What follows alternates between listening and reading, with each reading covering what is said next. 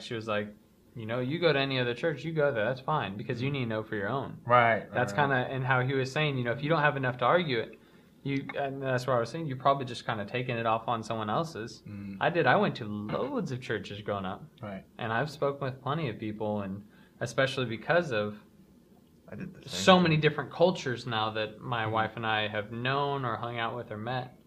You know, you hear their beliefs. If you're a good enough person to sit there and listen, or you're, whether good or bad, intelligent enough to actually ask what someone does or how they feel about things, you learn that stuff, and it's like, it's all the more things that keep your own mind thinking, and it either strengthens your own belief or makes you question it. Exactly. And that question alone can once again strengthen it, or make a little, maybe you take a step back and say, well, maybe that's not really what I believe. Maybe that's just what I've been saying. Oh, that's what you've been taught. It's Yes. drilled in your mind. But yeah, I don't think Buddha never wanted to be revered as a god. I think it's more of a Belly rubber?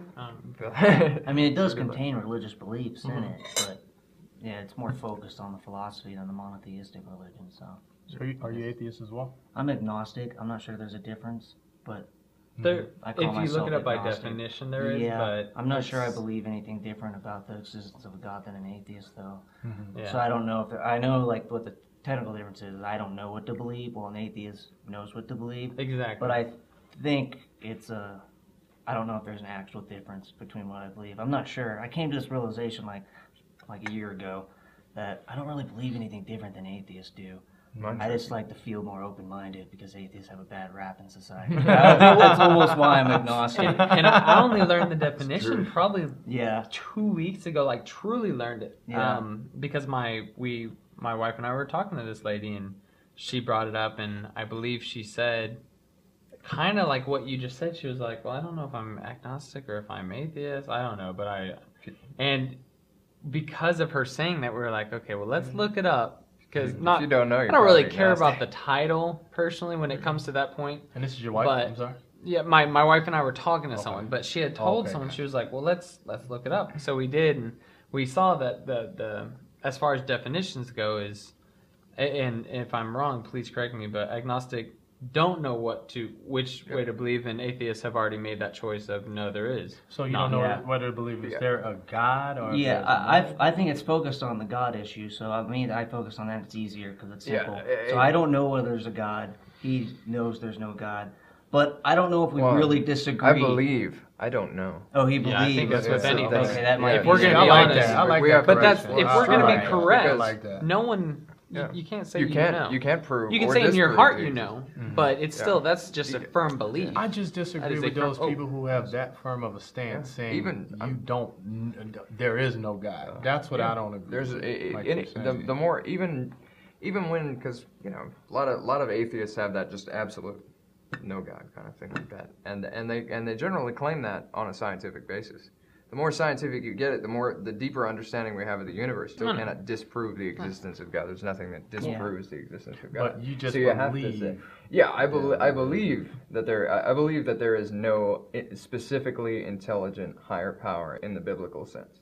Like you take your knowledge and that's the way you go. Just like people that are Christians, we take our knowledge through Scripture, through prayer, through everything, and we say, all right, well, we believe this way. But I think too, I think. For me to state as an absolute, there is no God would be an ignorant statement, because I have no basis for that claim. I have no, I have my evidence for why I think there's not one, but it's not absolute evidence. It's not proof. It's still inductive reasoning. And see, to me, Christianity and my God, it's a feeling that I have when I think about my God and my church and my religion, and how I feel, right? So, and you kind of, that point really makes me think, because when I think of God, I'm like, there has to be a God. There is a God. There's no other exception that there's not a God, right? And for you to say, I believe that there's no God, you know, that kind of opens my mind to kind of, when I speak, you know, should I say I believe that there's a God?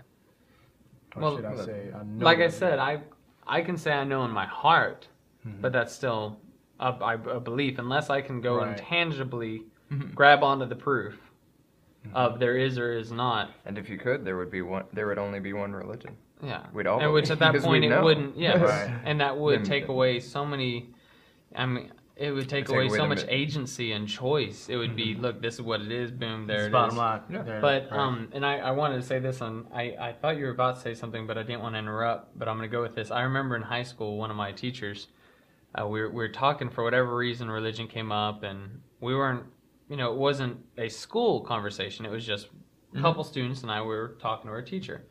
And unfortunately, her son, she had been through a lot, and her son had committed suicide, so she had a lot of different beliefs and feelings. Yeah, I know. But I remember her making a comment once, and I've never forgotten, and I do kind of hope I don't, just because it was interesting. And she had said that she was Christian, and someone had said, well, how do you know, or why, or something, I don't even remember. But she goes, look, it's real simple.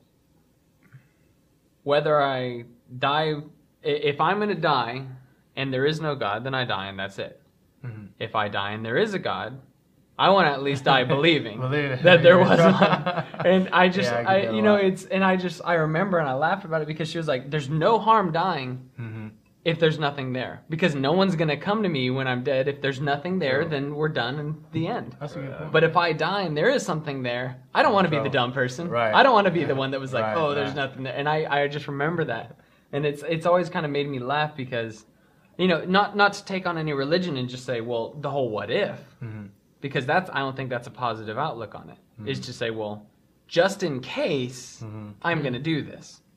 But I've never forgotten her saying that, because it does kind of make you think a little. And she was like, well, you know, if you're dead, you're dead, fine. But if you're dead and there's a God, I want to make certain that I was believing it and reading and all this stuff. But not that maybe that particularly goes with this so much, but I haven't ever forgotten that, because, you know, she had that mindset of, well, there is the what if, and I can't prove one way or another, so I'm going to make my choice. So she had motive behind her Christianity. She did. She did. Now, whether she was being silly or not, I don't know. You don't know, I think she was being honest. But you were speaking earlier about your beliefs. Okay. And the difference between your beliefs and atheists. And atheists? Yeah. I don't think there is a difference, because I think he pretty much just explained that.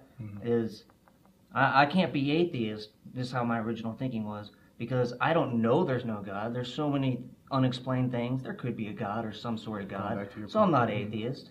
But really, he thinks the same thing. It's just you know, I'm using no, he's using belief. All those words can mean the same thing in different contexts, but you basically explained the difference. So you and I believe the same thing, but we call ourselves different things. So now I got to relook up the definition. Is there actually, if I believe this, does that make me atheist? I don't know what I am anymore. If we took that definition by no, then I would have to call myself, if it says you must know that there is no God, then I would have to call myself an agnostic. Yeah. If you have to have that absolute word, because to know is absolute, because it can't, because that to me it's ignorant.